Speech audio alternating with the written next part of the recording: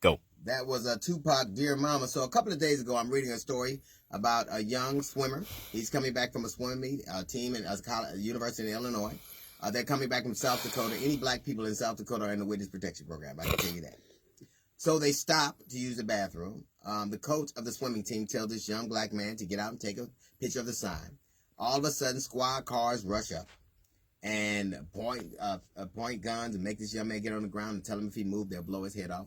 And they said that they had thought that he'd taken the bus, that this one lone unarmed black dude had taken control of all these people, but just so happened to let them go to the bathroom, right? Because that's what they do. That's what people who are hijacking buses and planes, they go, you know what? This is kind of rough on y'all. Y'all go use the bathroom.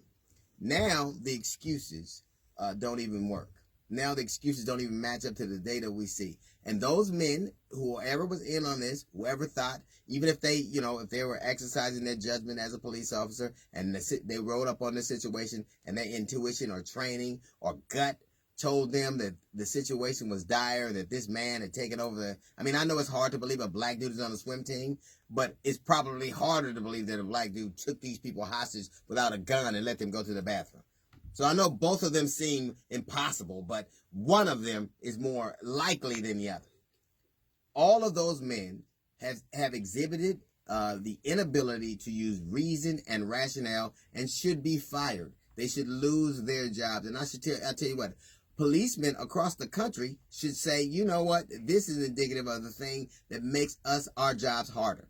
There are people right now, black parents, who are teaching their kids how to speak, how to drive, how to dress, what to name them, because they hope that when they run across a police officer, that those things they've taught them to do will in fact save their lives and avoid a level of dehumanization and brutalization. They think that these things will do it.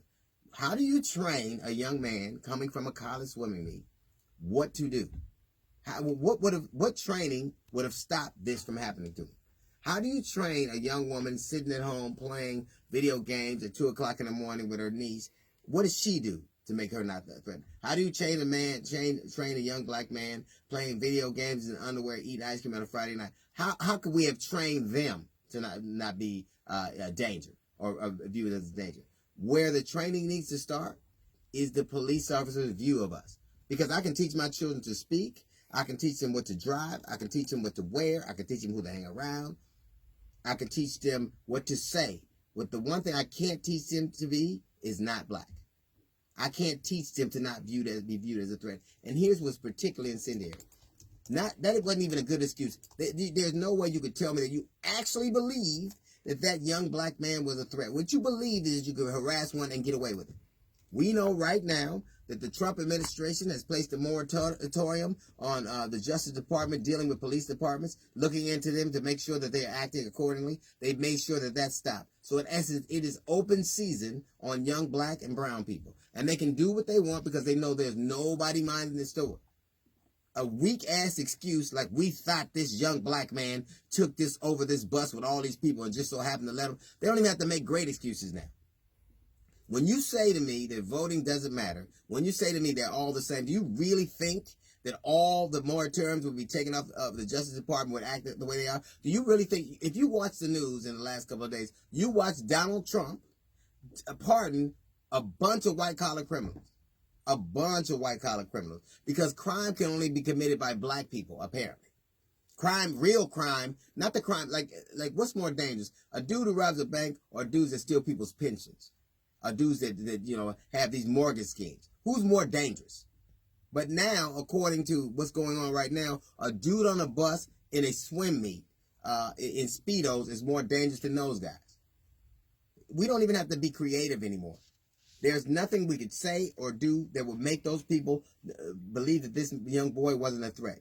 And if that's their purview, they should lose their jobs. If that's their idea, if they roll up on this situation and that's what they see, the thing they should see next is an unemployment line. There is nothing that we can do. We can teach our children to worship their gods, to go to their colleges. This dude was on the swim team in college. There is no greater sport of assimilation than swimming. None. How big a threat is a black dude in Speedos? I ain't talking, maybe to the girls, but not the police. We have to decide what we'll tolerate. We have to decide, and policemen should be the loudest. If this were, I can't tell you how many times somebody my color, black, has done something, and I've spoken out about it, and I've been loud about it. You need to do the same thing. If these officers were not acting according to the way they were trained, if they were doing something that made your job harder, it's up to you. If you believe that they are wrong and disparaging the uniform that you wear and the star that you wear, you should say something about it. Because what happens is that erodes our trust in you.